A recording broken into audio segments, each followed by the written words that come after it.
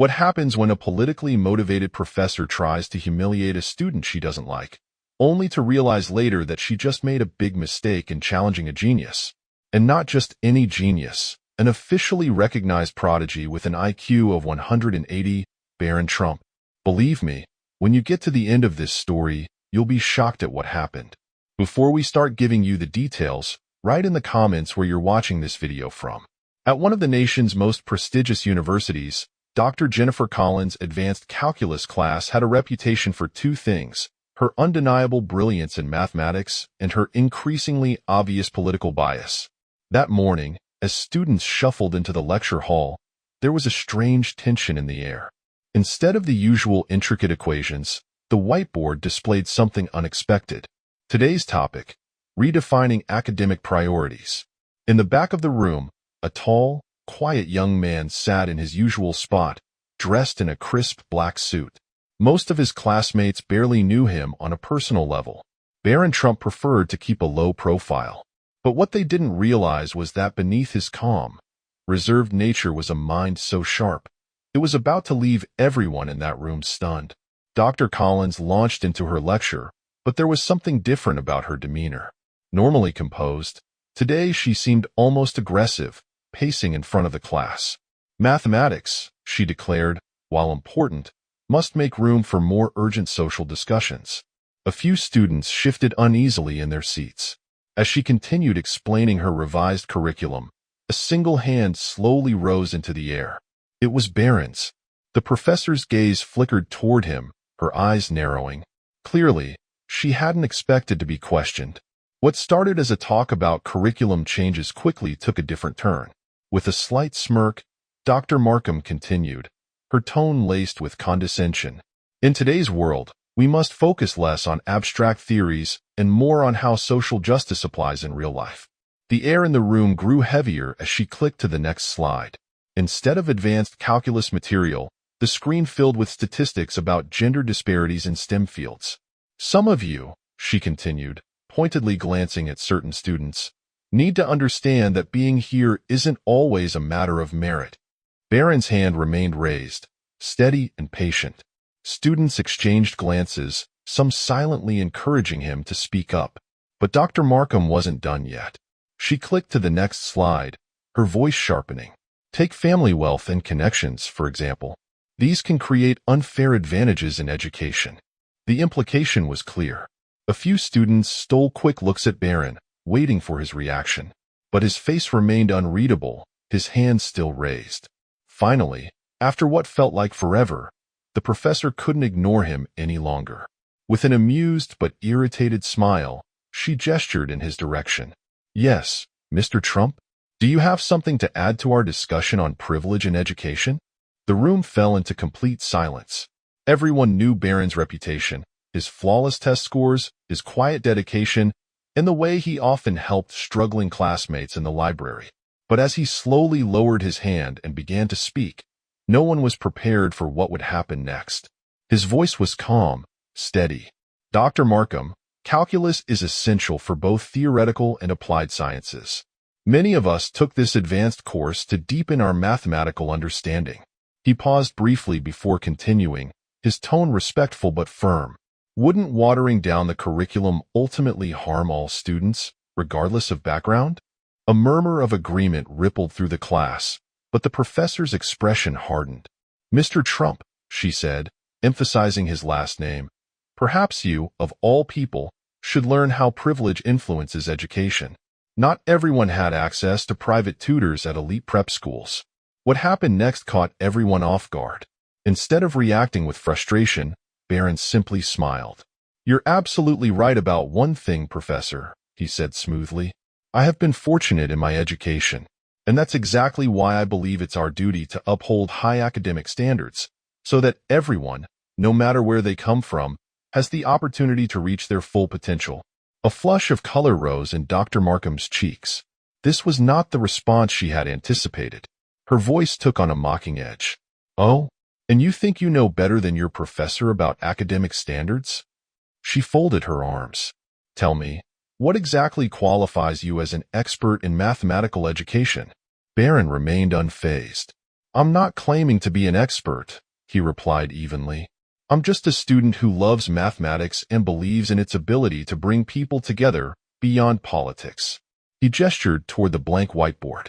Instead of debating privilege, wouldn't our time be better spent exploring the fascinating complexities of calculus?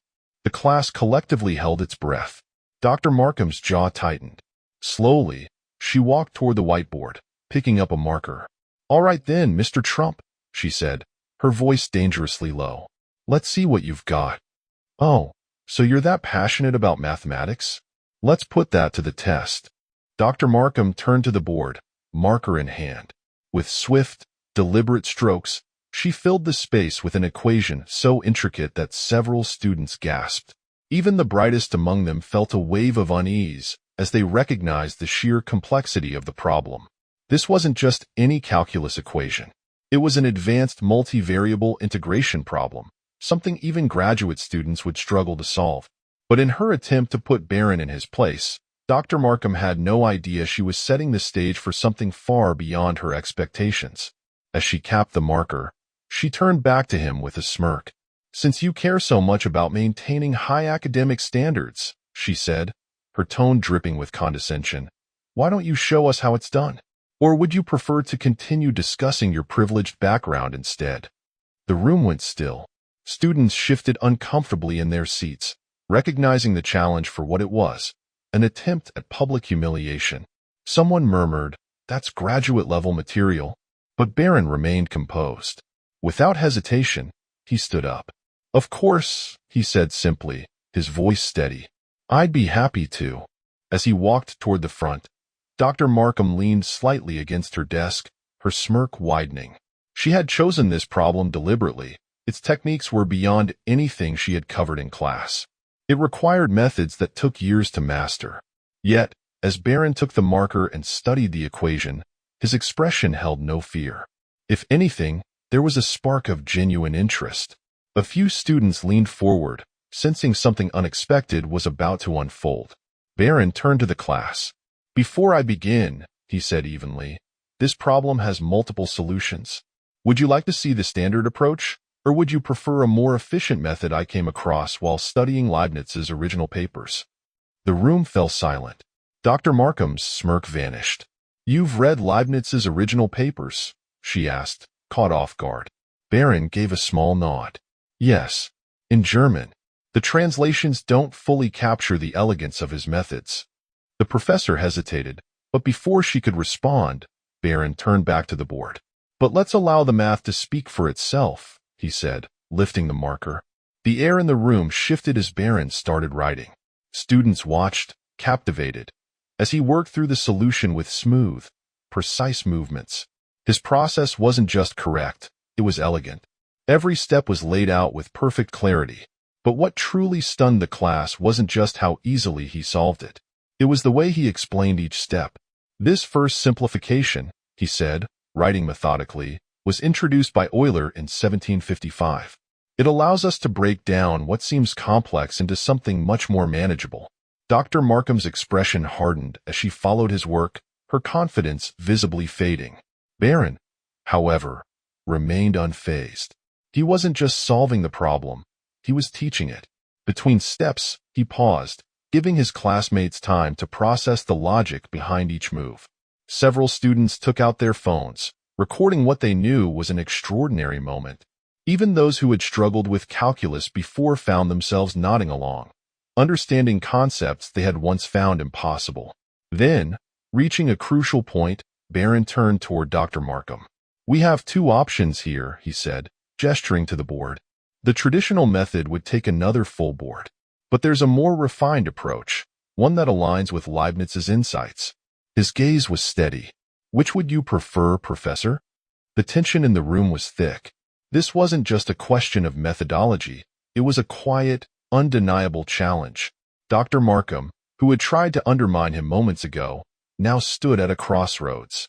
Before she could answer, a voice from the middle of the room spoke up. Could we see both?"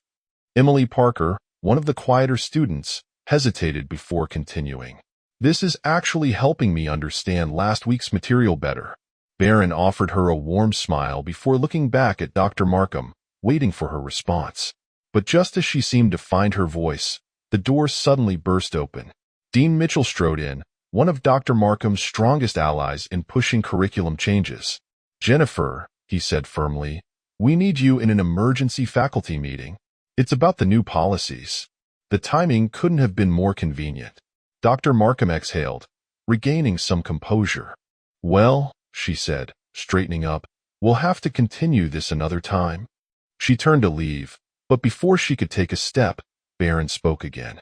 "Professor," he said, his tone polite but firm, "you challenged me to solve this problem in front of the class."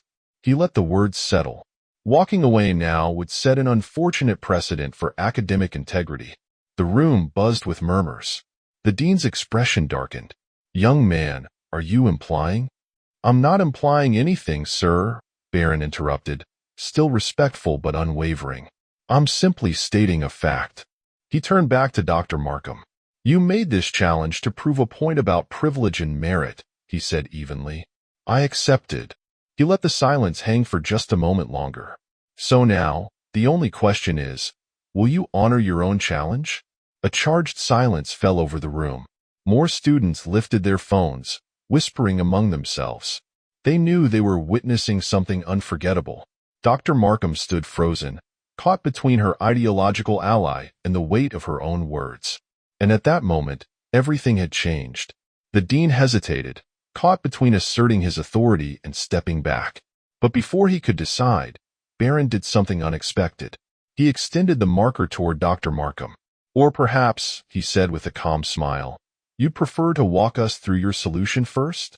The challenge was subtle, but the meaning was clear.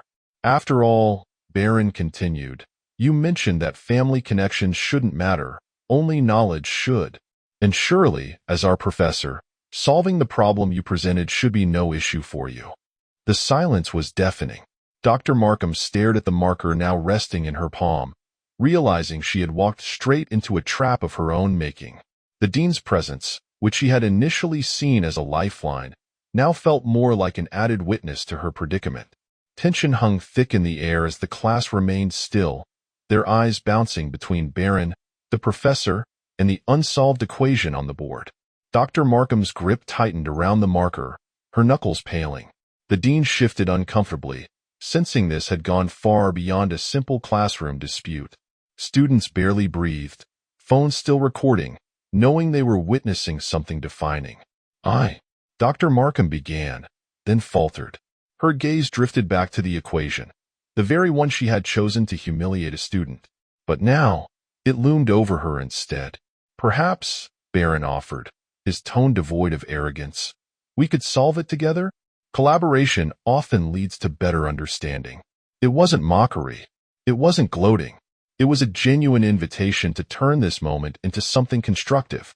But Dr. Markham's pride wouldn't let her take it. "This is absurd," she snapped, tossing the marker onto the desk. "This entire display is nothing more than a privileged student trying to undermine my authority." The dean, sensing disaster, stepped in. "Let's take a step back." "No," Barron said firmly, bending down to pick up the marker. "Let's take a step forward."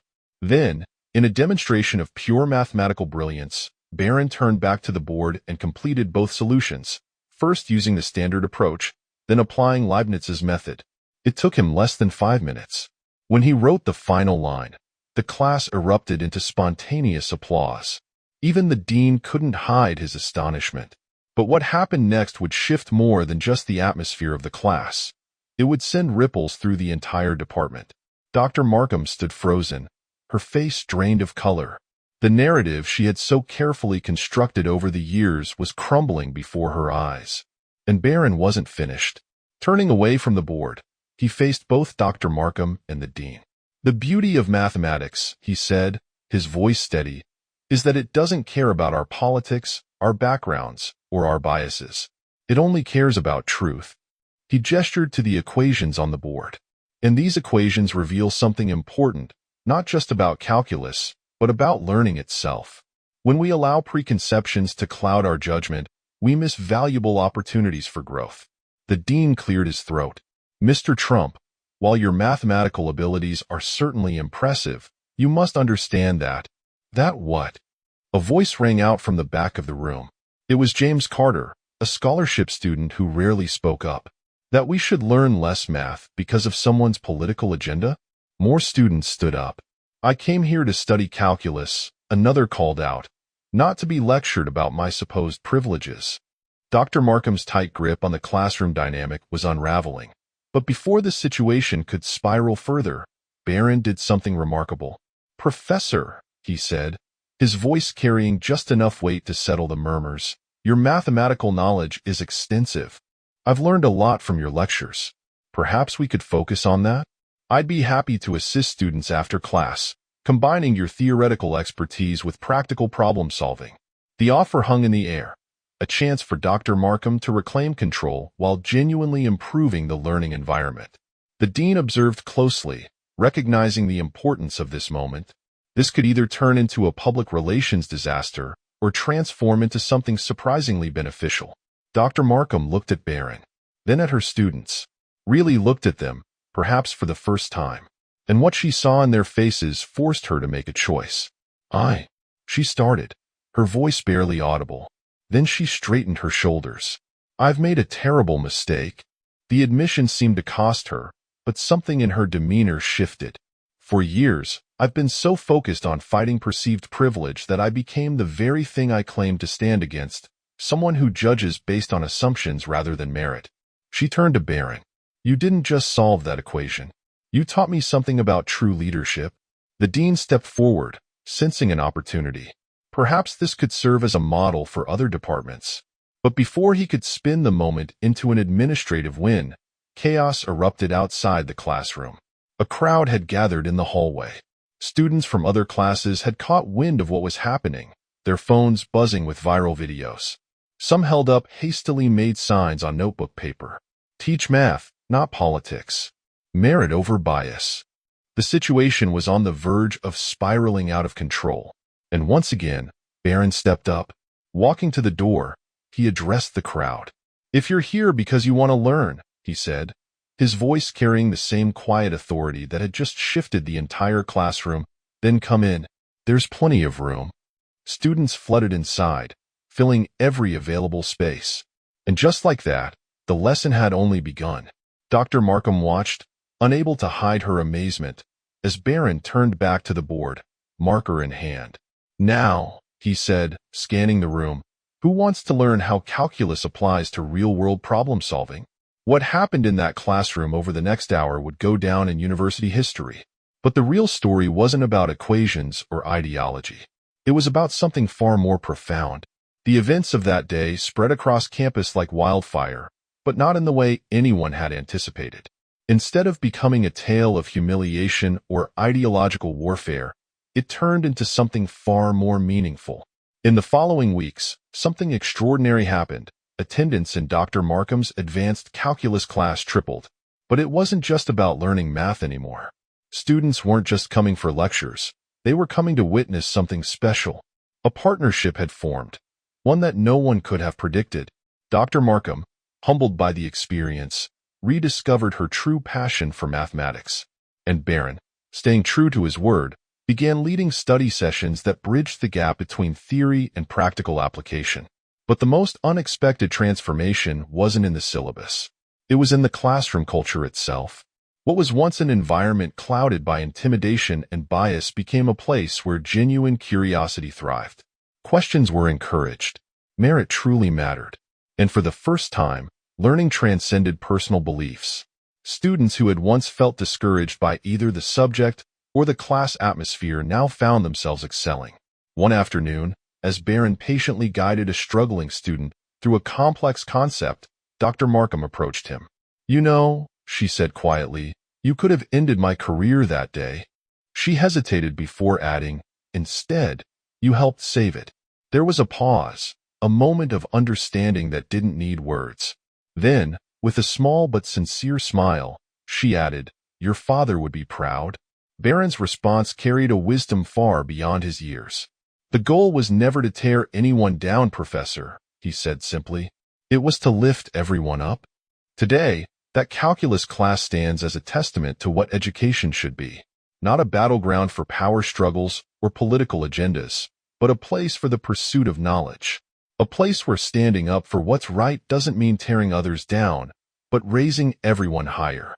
And as for Barron Trump, he still sits in the back of the class. He still helps struggling students. And he still believes that the greatest privilege of all isn't wealth, status, or connections. It's the ability to learn and to help others do the same. Were you treated as a person with some privileges, and how did you feel when you witnessed such a situation? Share your thoughts in the comments. Let's discuss if this story resonated with you. Support the channel, give us a like, subscribe, and click on the bell not to miss new episodes. Let's talk about the things that really matter.